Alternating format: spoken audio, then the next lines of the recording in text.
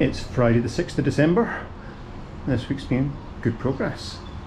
You can see we've now got one of the doorways filled in, so once that is all dried we can cut the replacement doorway for it. All these channels for the cables and things have been filled in, and we've started squaring off the door frame to let that dry before we build up layer upon layer. Lots more progress here in the bathroom. We've got it's the pipes for the shower, pipes for the sink, toilets in its new location, although it's not going to be that toilet. And we've got the new valve there, so the old leaking section has been cut out.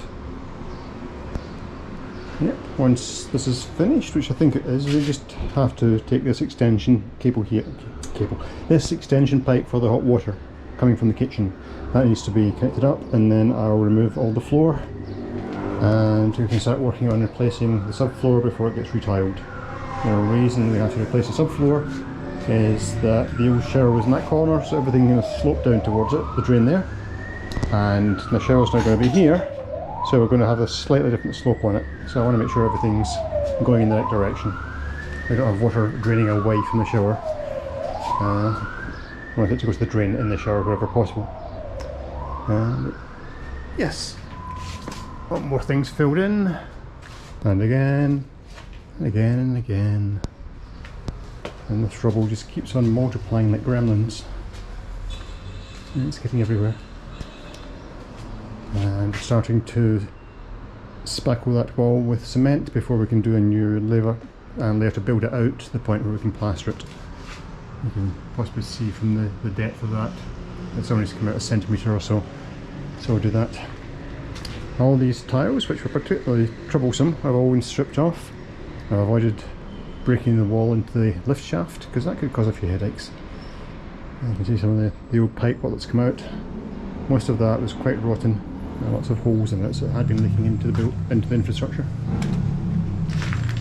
And this block here was a rubbish chute, which we've managed to open a corner into, and we're taking out one of the pipes.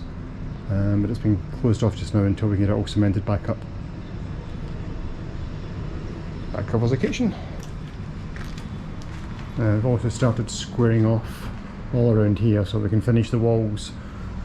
We're just doing this stage by stage, give it a chance to dry. And in the second bathroom, stripped out all the bits in the corner here. There was the service sink, and every last bit of tile and flooring has been taken out of here. And the doorway will be from here to here, the white chalk lines you can just about make out. So that'll be cut out on Monday. We've also been filling a few holes in the walls. So that's it. I still have these to fill in, but that's my job for the weekend. Do that and then do a big reorganisation of the space here so I can get all the rubble stored in the living room out the way, and all the materials like this base coat plaster and cement and sand can all be moved forward so we can use them, because there's going to be lots and lots of cement used over this next week. Yes. Okay, that's about it. It's been a good week. It's very nice to actually see things start to get put in now. The electrics first fix is all complete, and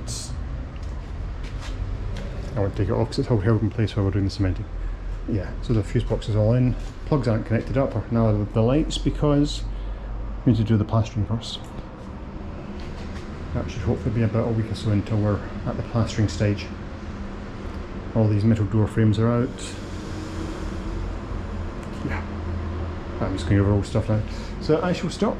Next week will be continuation of the plumbing, continuation of the wall prep, door opening, installation of stuff in the bathroom, and I'll be looking to decommission the door frame that I took out from this wall here in the kitchen, and put that back in place there.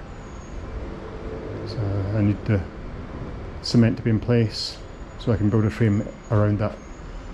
Yeah. I said I'd stop, then not. Okay, I shall get on and go home and have a life. Thank you for watching.